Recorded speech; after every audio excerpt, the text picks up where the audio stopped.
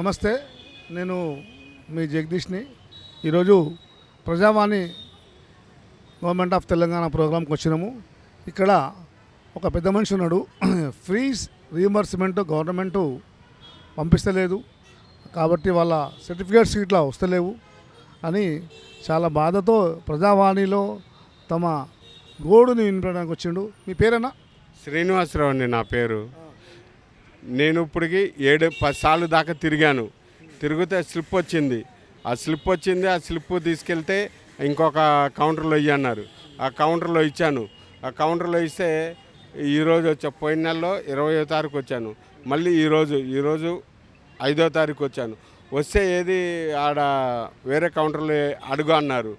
వేరే కౌంటర్లో అడిగితే ఆ కౌంటర్లో కూడా ఇంత మడుగు ఏం లేదు, ఇది నువ్వు రికమెండేషన్ చేసుకుంటే నీకు డబ్బులు వస్తాయి, లేకపోతే రావు అని మాట్లాడారు. మాకేం రికమెండేషన్ ఉంటుందండి చెప్పండి? ఏం రికమెండేషన్ ఇవ్వాలంట? ఏమో రికమెండేషన్ ఎవరన్నా రికమెండేషన్ చేయించుకో, నీ డబ్బులు వస్తాయి, లేకపోతే 10 సంవత్సరాలకు కూడా రావన్నాడు. ఇక్కడ ఎవరు మీది? మాది ఇక్కడ బాలనగరేనండి. అంటే మీ ఏరియా ఎమ్మెల్యే రికమెండేషన్ ఇవ్వమంటాడా? మా ఏరియా ఆయన టీఆర్ఎస్, ఆయన కాంగ్రెస్ వాళ్ళకి చేస్తారండి పనులు. చెప్పండి. మీరు కాంగ్రెసా? మేము కాంగ్రెస్ కాదు. మేము మాకు ఎవడు వాళ్ళ అనేది లేదు, వీళ్ళని లేదు, ఎవరైనా మాకు ఒకటే. మళ్ళీ మీరు కాంగ్రెస్ అని చెప్పుకుంటారా? మళ్ళీ మీరు టీఆర్ఎస్ వాళ్ళు కాంగ్రెస్ వాళ్ళకి పనిచేయడం అట్లా రూట్ గిట్ల ఏం లేదు కదా. ఏరియా ఎమ్మెల్యే అన్నప్పుడు అందరూ చేస్తారు కదా. ఏమోనండి, మేమైతే మాకు అందరూ మాకు ఒకటే. ఆయన లేదు, ఈయన లేదు, మేము అందరితో సమానంగా ఉంటాం. ఎవడొచ్చినా నమస్తే అన్న నమస్తే అంటాం. మాకు ఇంత మడుగు ఫీజు రీఎంబర్స్మెంట్ పర్లేదు. 10 సార్లు వచ్చినా ఏం ప్రాబ్లం సాల్వ్ కాలేదు. ఏం లేదు. ఆల్రెడీ నేను షామీర్పేట కలెక్టర్ ఆఫీస్కి కూడా వెళ్ళాను.